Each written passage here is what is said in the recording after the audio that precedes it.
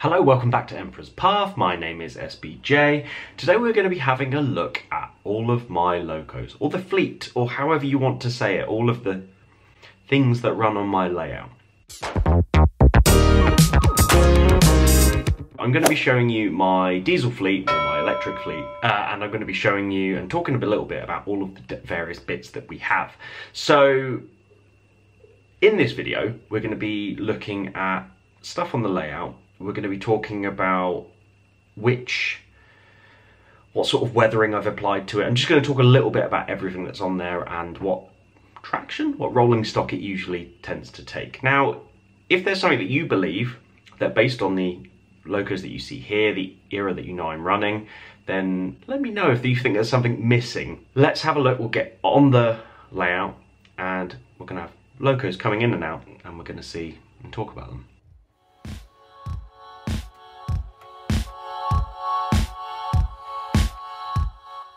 Okay, so first up, we're going to do this one at the front, mainly because it's the only non-chipped loco that I have that's on the diesel side of things. It is my Class 121 bubble car made by Hornby. Now, the story behind this is, if you've seen previous videos, apologies, this story you'll have heard already. This was in a model shop in Leeds. Shipton, I think, is the exact place it was, and it was in the non-runner section. And I got this and one of the Class 50s in there, and it was a non-runner. So basically, they were £25 each, and you basically hope for the best. So it's a loco that I've always liked the passenger multiple units and things like that. Obviously, a bubble car's a single unit, but so. Looked at it, the guy tested it on the track, it wasn't working. Fair enough. Okay, so took it back to my brother-in-law's and we had a look at it and tried to get it running. And the lights worked on it, the directional lights that came on it, but the motor wasn't working. Weird motor I'd never seen before, but at this point I was very much used to ring-filled motors. So having a ring-filled motor versus this, I was like, oh, this is weird. Anyway, I couldn't get it working.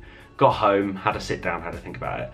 After some jiggery pokery, I managed to finally get it out of the chassis because the person who had it before had rewired it and put the lighting in there. That didn't come as standard, and hats off, it's a great job once it was fixed. So I took this loco and basically put a 9-volt battery to the motor, and I started hearing a whir, which I didn't hear previously. So what I did was I kept the battery on, but I just slowly turned the worm drive, and eventually it started running and running and running and running. I was like, okay, so we have a runner, so something's wrong internally. Basically, all it was that it was just so jammed up, and where it was not a ring-filled motor where you can push it along to sort of jump start it, it didn't have that ability to sort of get jump started, and it just seized up. So I ran it in by just hooking it up to a controller and let it go for an hour each way. Now usually I only do half an hour, but because I knew it had problems, I just wanted to make sure it worked. Eventually got it all working, hooked it all back up. The only problem was when I hooked it back up, the lights stopped working. So a few months later, I finally managed to sort that out and the lights work now. And this is my shuttle loco. This is the one that goes on that Southsea East platform that I've wanted since the very beginning. And yeah, I love it. I think it's a lovely loco. The person who had it before kitted it out. They did a little bit of extra painting. There's some extra brass kit bits on there. They'd weathered it. They'd done lots to it. So I can't really fault the person before. It just looks like it just hadn't been used in a while. And yeah, I love this loco. I think it's a great little thing, and it's nice to have on the shuttle system for me. And it's very reliable. So yeah, on to the next.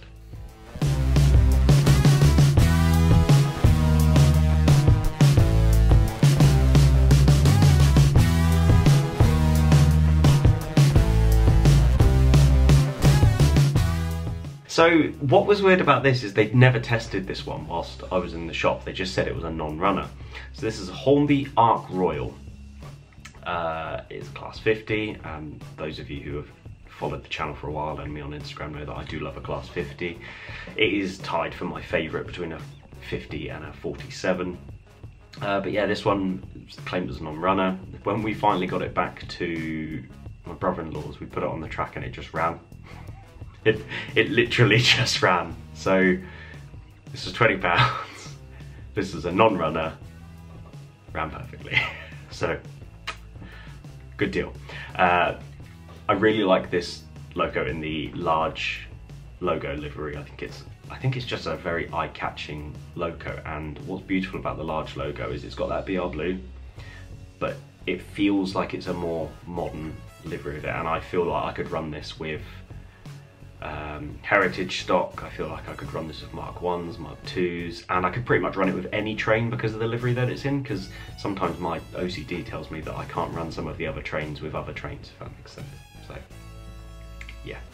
There's not much to say about this apart from the fact that it was an absolute steal and cemented my love of the Class 50.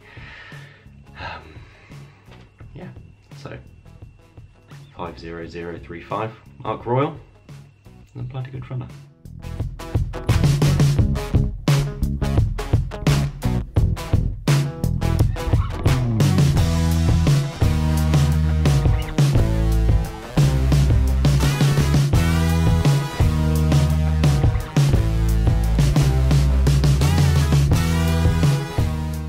Okay, so 47365. Now this is a Bachmann Class 47 in railway freight distribution livery named Diamond Jubilee. This is, at the moment of this entire thing, this is the only brand new Loco that I have from this era. It is the only Loco that has come brand new, and that's since I started last year. Now this one has a great story behind it. Those of you who don't know, I do weathering commission in the background. All of the Locos that you see in these videos are weathered by myself. And a customer submitted quite a large order, and we worked out the pricing, and it worked out that they didn't have the funds to pay for the commission. However, they turned around and said, look, I've got this brand new Loco, never been used, it's literally brand new in box. Would I be able to give you this instead of paying for it? It's a great little Loco. It's not necessarily my favourite 47, but I really like it, and as I said, it's my only brand new model that I've got in the last year and a bit. I really like the rail freight distribution livery. It's also a nice stark contrast to the other ones that I have. The other rail freight liveries that I have are the grey with red stripe at the bottom. This one just adds a little bit of nuance to it. And like all of the Bachmann 47s, I haven't had a problem with any of them. I can see why people love them so much. So yeah, let's look at the next one.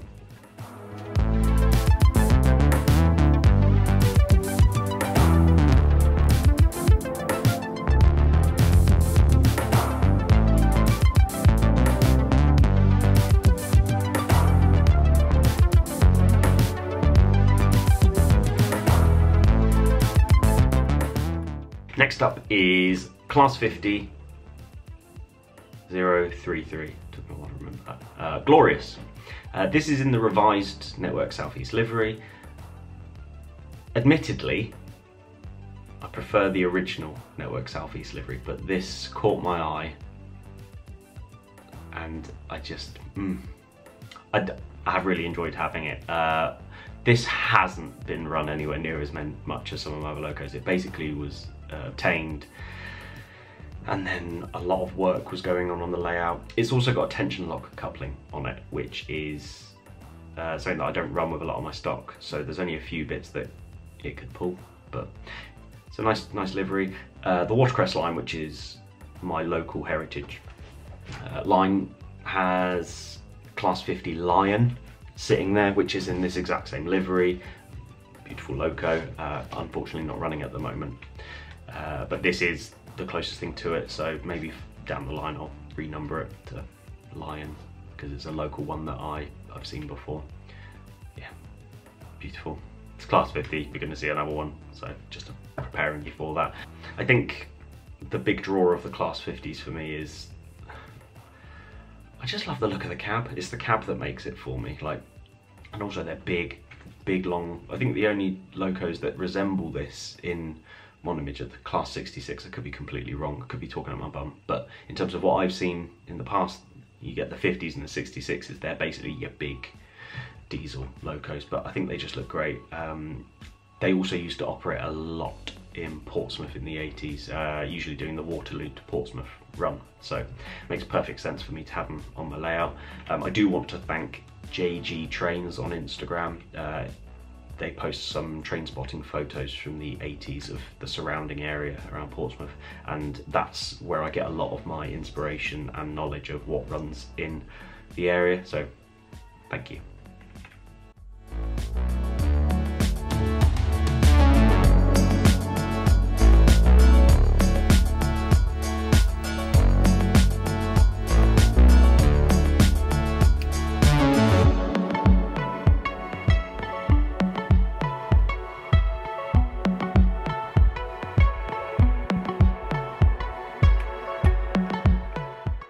Okay, next up is a Bachmann Class 108 DMU. I've always, like I said earlier, I've always really enjoyed diesel multiple units and electric multiple units. It just reminds me of my childhood.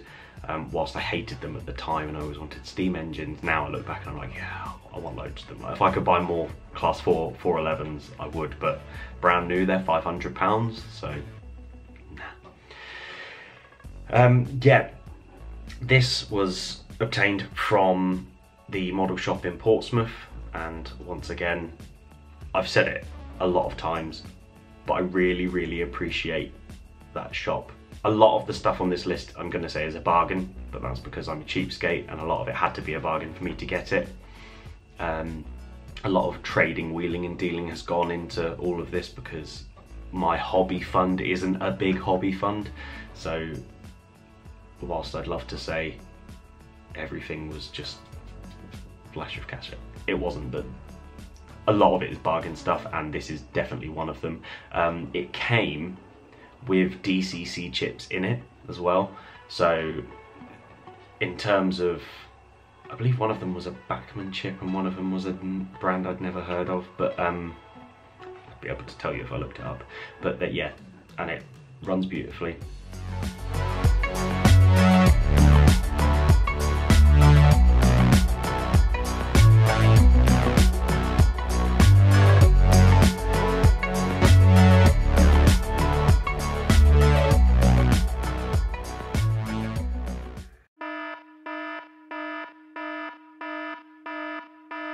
I'm going to give you a warning now. The following train has caused a lot of controversy on Instagram, Facebook and other social medias. If you are easily offended by locos that didn't exist, or at least liveries that did not exist, please skip ahead or leave the video. You have been warned.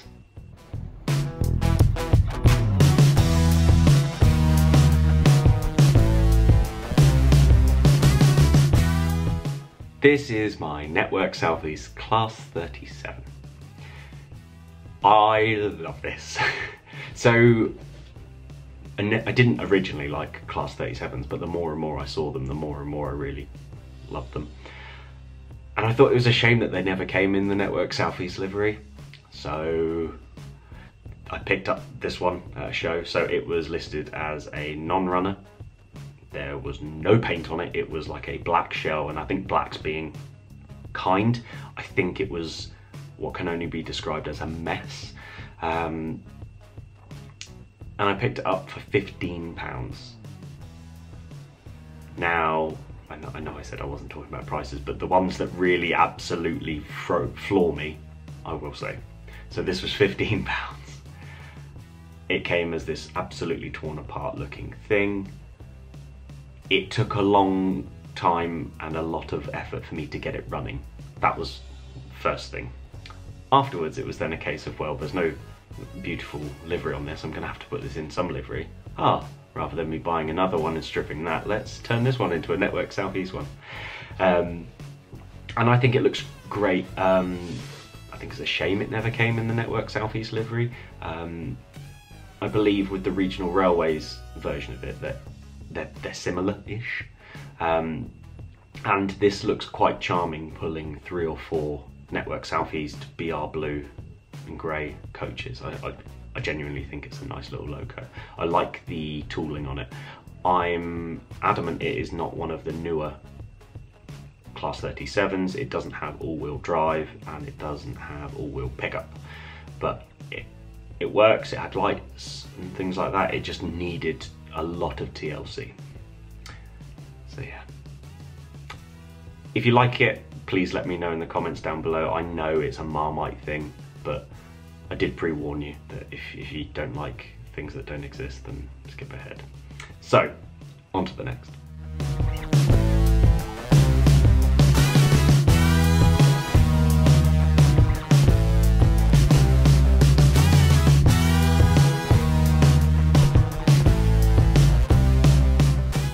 So this is a very, very new addition to my layout. It is a Class 33. I bought it with my birthday money. Once again, this one was a steal on eBay.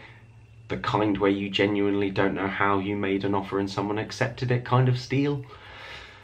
Only problem when it turned out was that it had no couplings. It had nothing. However, with some help from Sanford East on Instagram, thank you very much, Rich,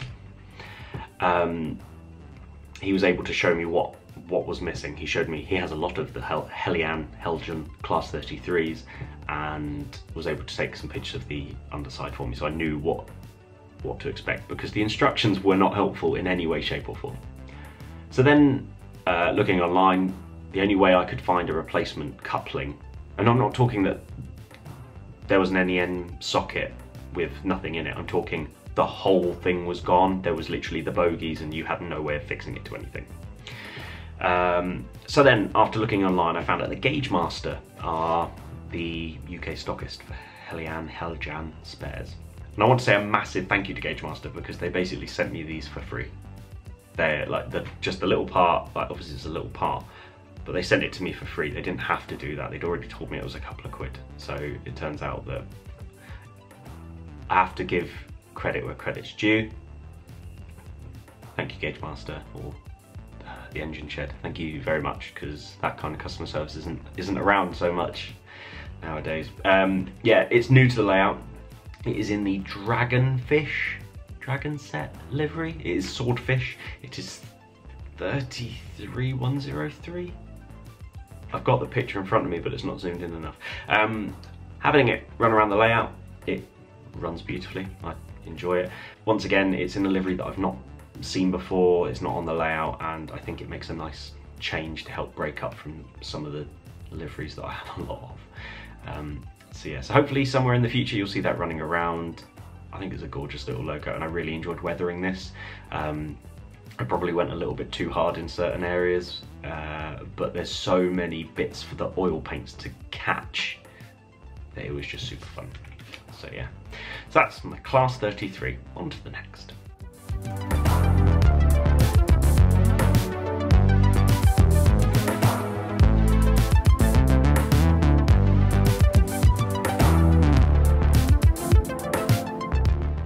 This is two of my biggest loves. A Class 47 early Network Southeast livery. It is, that's a love heart. It's meant to be a love heart. It is beautiful. I think this is like one of the best liveries that a Class 47 looks in. I'm biased. This is the London Evening Standard. This is technically a limited edition model. Well, there's no technically about it. It is a limited edition model from when Model Zone was a thing. Someone was selling it extremely cheap, so I picked it up. It's a Bachmann model. It's 47573. And yeah, the thing that this lacks is my own fault. It is missing any buffer detailing, and that's something I need to add later down the line, and I just keep forgetting. So one day I'll fit some buffer detailing on there. Some people think that if you've weathered something and then put buffer detailing on it, looks out of place. It doesn't. You just need to weather it, and the good thing about an airbrush is you can quickly do some passes very, very quickly to tie something in. So that'll be coming down the line, but fantastic runner, goes great pulling my Lima coaches around the layout, and yeah, definitely one of my top locos on the layout.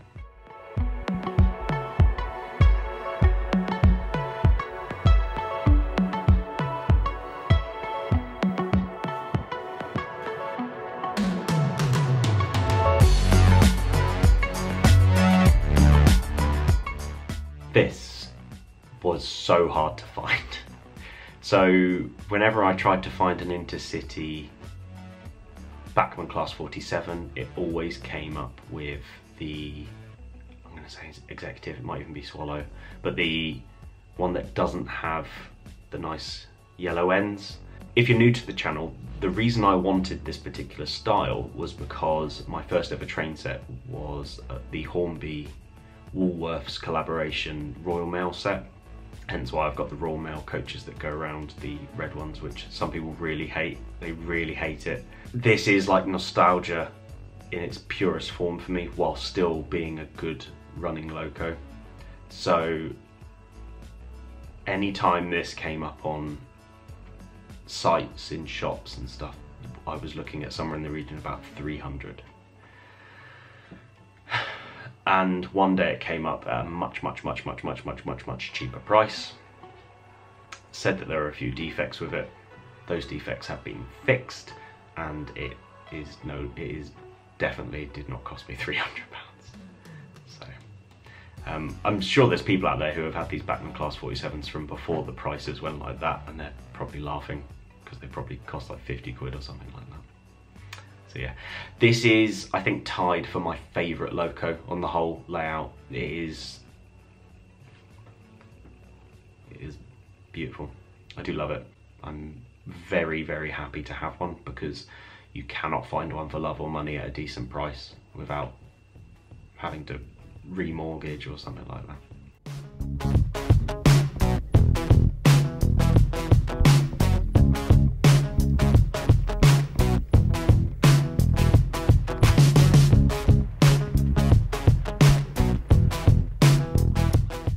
Okay, so next up on the list we have 50026. To make sure I got the right amount of numbers there.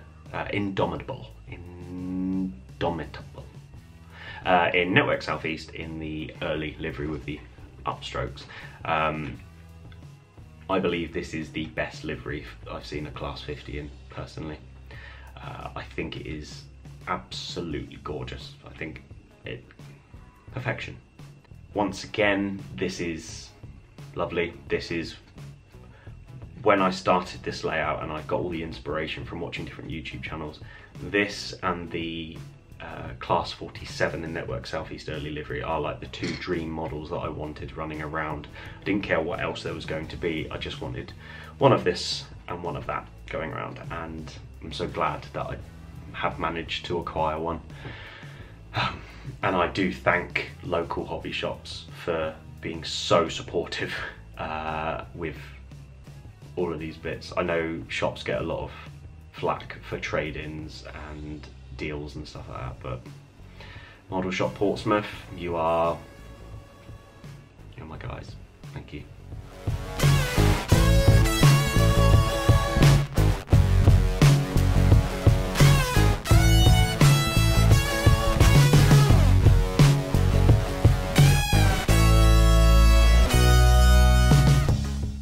Okay, we're down to the last two now. Both rail freight with red stripe. This wasn't intentional, it's just how my video editing software put it all in place, and I just put it in.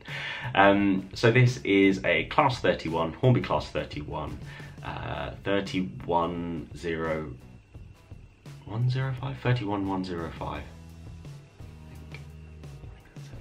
I love this little beast.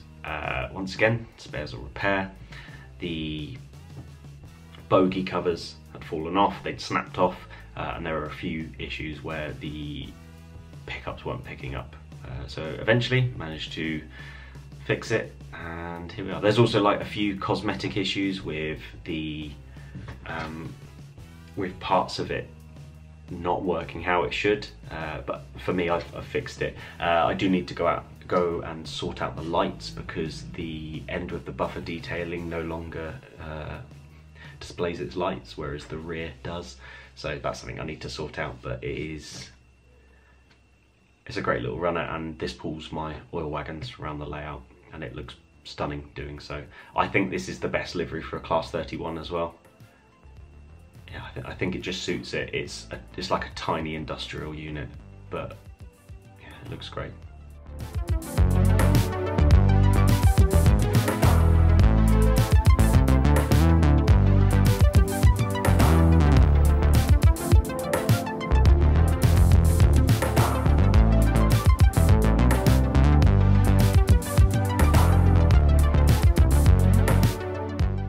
Last on the list is 47301 in rail freight livery with a red stripe. Now, there's a lot of people online who have said about how this is in a particular area of the country and it's nowhere near Portsmouth apparently. However, I really like it.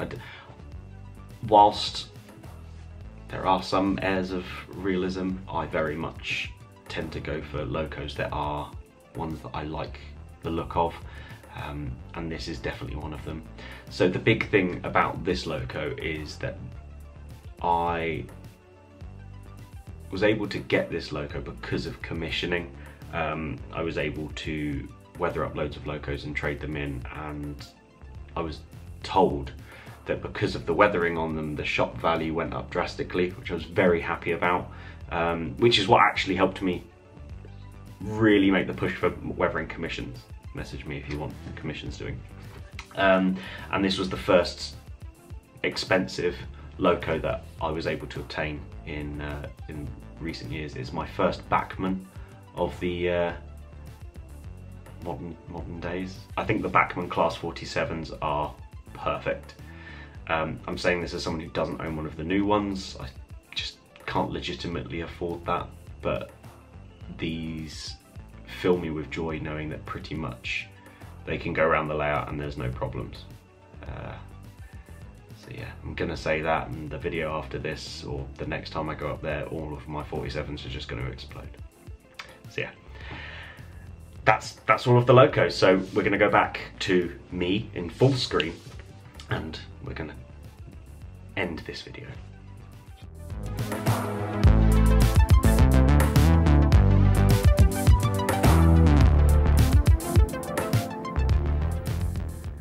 There we go, and we're done. We've had a look at all of the locos that are currently sat up on my layout. Now, there's a few honourable mentions that haven't made it into the video simply because they're either not working or currently in a weathering state and it's taking a while to get bits done. So I guess the best one to start off with is my Bachmann Class 411, which if you watched my previous video on my fiddle yard update, which you can view up here somewhere if you haven't watched it already, is currently my favourite loco, or tied with the Intercity Class 47. It is a fantastic runner, so much joy watching that run around, and it's currently on my weathering station because it looks far too clean, so I want to get that done, and because I want to do it right I didn't want to rush it. Also, technically some people would argue it's not a loco, so read that as you will. I love it. It is definitely in my tops. I do also have my two Bachmann Class 08 shunters. Both are giving me jip. One, the motor is making a very horrid crunching noise, and the other one, the decoder, isn't necessarily picking it up as much as I'd like. However, they're out there and you'll see them in future videos. Moving forward, like if the fleet gets updated or people want to see more of things like this, then please let me know. I was tempted to do a video on what rolling stock I like to put with what locos, or I was tempted to do like a rolling stock video so you can see what I have, because I guess sometimes you tend to see the same things running around, such as the Royal Mail coaches you see a lot and the Network Southeast coaches. So yeah, leave a comment down below if you have anything that you would like to see in particular. Thank you very much for watching this video. If you've made it to the end, fantastic. If you haven't already, please like and comment on this video. If you have anything to share, and likewise, if you aren't already, please click that subscribe button because it does really help me out. Coming up, we've got the October update coming out soon. There's been a lot happening on the layout, so I'm taking my time to make sure I get that all filmed up. After that, I'm not entirely sure. I feel like some weathering videos are due, but we'll see. We'll see what's coming out. But yeah, thank you very much for watching. My name's SBJ. Have a lovely, lovely day. Bye.